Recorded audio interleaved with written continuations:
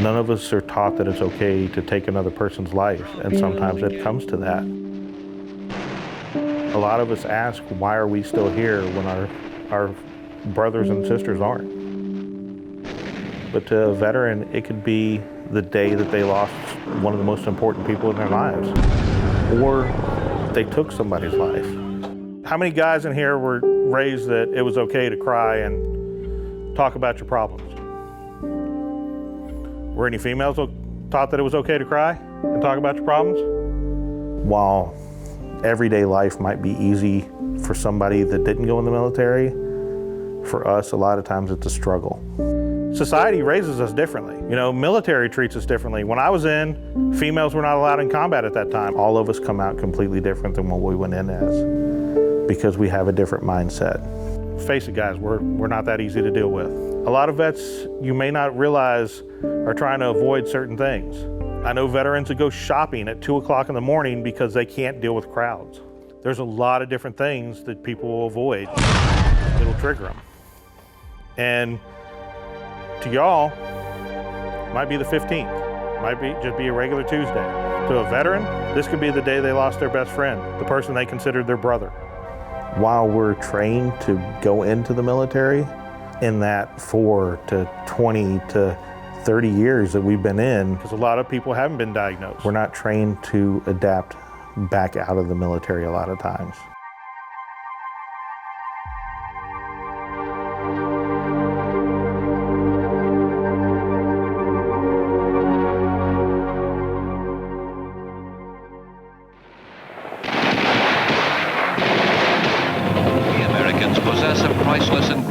It's a brotherhood, a sisterhood. Which is at a premium in today's troubled world. And so when you get out, it's like losing family.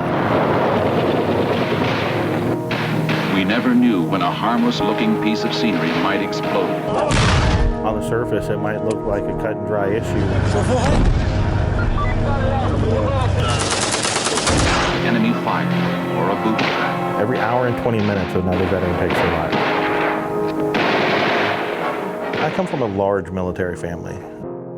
My name is James Lambert, peer coordinator here in Travis County for Military Veteran Peer Network. My great uncles, my grandfather, my cousin, who I consider my sister growing up, they were all military, my mom. I moved back to Virginia where most of my family are from, but where I grew up, there was not a lot of economy.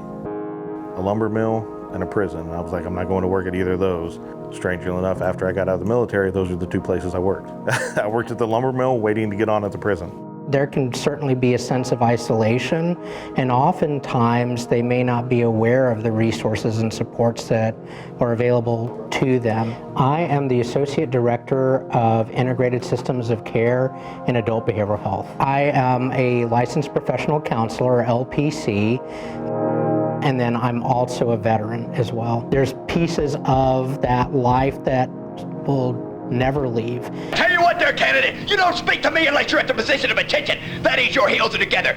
In some, kind of really small and interesting ways, from the way that I hang my clothes in my closet and my shoes in my closet. You're going to be folding your skivvies, and at all times, candidates, you will fold these skivvies exactly 6 inches by 6 inches. Is that understood? Yes, sir. In the way that I give directions, in the way, in our mannerisms, in the way that we talk, in the way that we interact with the world. So that shift can be rather abrupt. The military gives you your reason for being. I tell you what, you candidates probably think you're ready for inspection, but so far none of you have been. When we say it's a structured environment, it is a highly structured environment. Attention to detail! Attention to detail! The biggest thing that I do as a non-veteran to connect with folks who served is to not assume I know anything. Eject, eject, eject. And to let the person in front of me be the expert, because they are. They are already the expert. They're the only one who's lived in their shoes. They're the only one who's lived their life. And their military experience is going to be unique to them. How and when and where and why they served is their story, and everybody's story is different.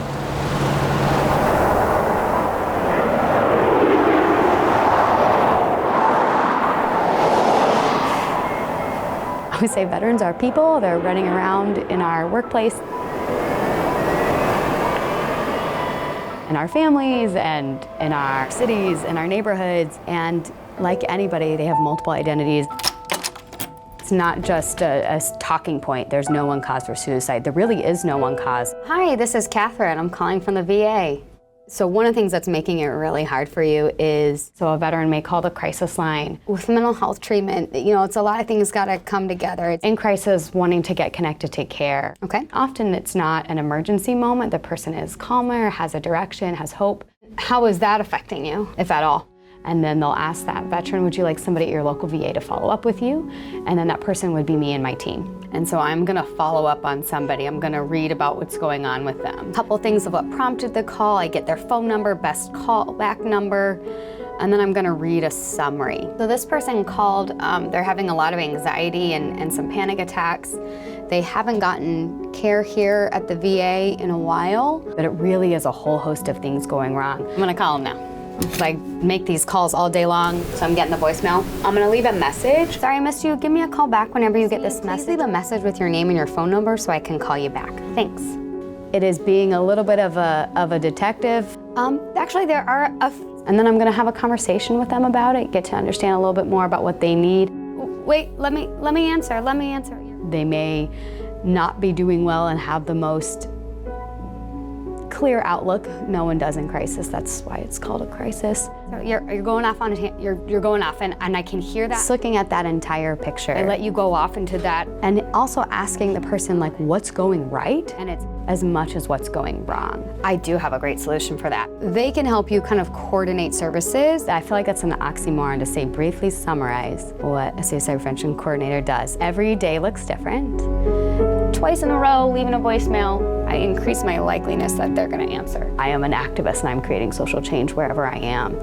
And so I do like that I actually get to do that in this role, because I feel like making community partners, strengthening relationships is part of that activism. And have you ever started to do something to kill yourself and stopped, or ever attempted in the past? What's going on with you medically? Do you feel good? Are you in pain? That's gonna add up. If you're having a lot of issues with sleeping, struggling with insomnia, struggling with chronic pain, that's gonna make folks really miserable. So that's also something to be looking at. But that whole leap of having to, I guess I'll call this lady, Catherine said, and she said they do free therapy.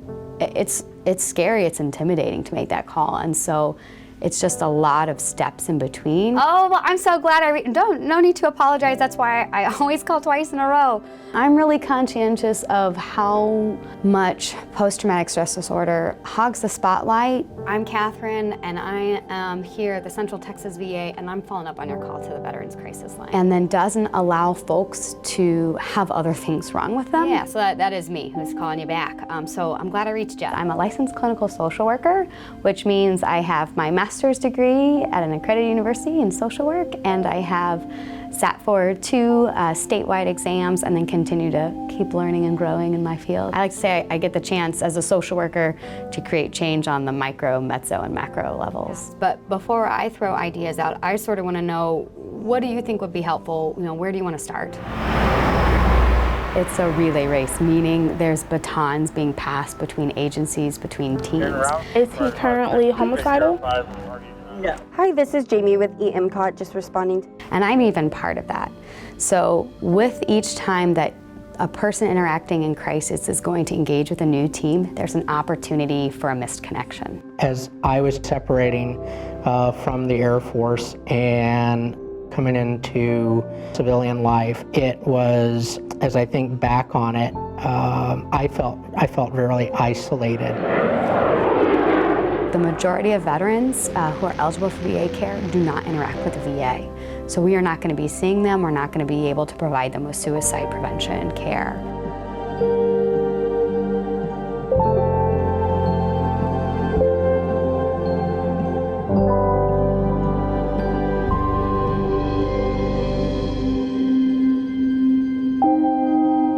It's really important for us to raise awareness of those services and supports, because what we know is that when veterans and their families are connected to those supports, we help decrease the chance and risk factors of suicide for veterans and our family members. Therapy is good, but you can only do so much when you're talking to somebody. If that person's isolating in the house, except for that one day a week that they go to therapy, it doesn't get them out into public. And through these organizations, you're around other veterans, so you make those connections. Also, not all veterans qualify for services through the VA, and so this is where Integral Care can come in and help fill in the gaps with many of the programs and services that we have to offer. As we make that shift into civilian life, we're not always aware of all the resources and supports that are out there. If you don't know where to go and you don't know what questions to ask, you're not going to ask them. One of the unique things that our Military Veteran Peer Network, or MVPN, one of the really unique things that they do is that they're seeking to help veterans and their families by recreating that community. I got my master's in social work, and I did a lot of stuff on campus with the veterans at Texas State, and I was fortunate enough that a friend of mine from Texas State was working at the Samaritan Center. He referred me over that they had a job opening. And from day one, it was, we're here to help the vets that need help, which is what I was all about. The VA does not have a monopoly on healing. There's lots of ways to get better, and what that's going to look like is going to be unique to you. So I usually give a few examples of nonprofits that we have in our area, and we are rich in good nonprofits here that specifically tailor their services to service members, veterans, and their families. And they range from everything from horse therapy to fly fishing to women's groups to running clubs. There's all kinds of stuff. These other therapies have huge benefits. You look at some of the stuff that's out there, and if we would start promoting that, and the federal government would start promoting it, state governments, and helping these organizations to reach out to more people, the turnaround can be tremendous. Connecting with individuals that can relate, that have had similar experiences. Oftentimes this is where we begin to identify what those needs may be. I don't want somebody to end up homeless like I was. I want to help them get out of that addiction situation, get the help that they need so they can become successful in life. They were successful in the military. We need to help them be successful in regular society as well. That's why programs like MVPN, that's why they're so critical. And they serve in many places in the community. They're connected, and they're really out there trying to connect wherever you might find a veteran. They do the same thing. They work with active duty, they work with service members, they also work with family members, because a lot of times the family members catch the brunt of what's going on. One of the things that we do is provide transitional housing through our Safe Haven program. It's a shelter that specifically serves veterans. These are veterans that are being referred from the VA. And our Safe Haven program provides housing, meals, mental health support. They're also providing many of the services that I talked about, like help finding housing and permanent supportive housing, job training and employment support. There is this new incentive and support for working together with our state agencies, our city agencies, our community partners, our nonprofits, faith-based agencies, employers, community groups, so that we have a coordinated effort. These are the entities where service men, women, veterans, families live. While the VA is working really hard to prevent people dying by suicide, we also know that state agencies are working hard, city agencies are working hard, and so how can we work hard together? When we respond to an individual that is experiencing thoughts of suicide or harming themselves or others, it's often something that they've been thinking about for some time. It's not something that you're going to put in their head or suggest to them. It's something that they've been thinking about for some time. And you may be the very first person that asks that question. So I always encourage our staff, based on the situation and what's appropriate, to find a way to at least ask that question and ask them directly. Are you having thoughts about hurting or killing yourself today? Are you having thoughts about harming yourself or harming others? And that's going to make everybody's job easier and less people are going to fall through the cracks. Asking for the help and asking for the resources is the first step. And from there, you never know where it's going to take you. Look where it took me. Y'all might be the one person that makes a difference.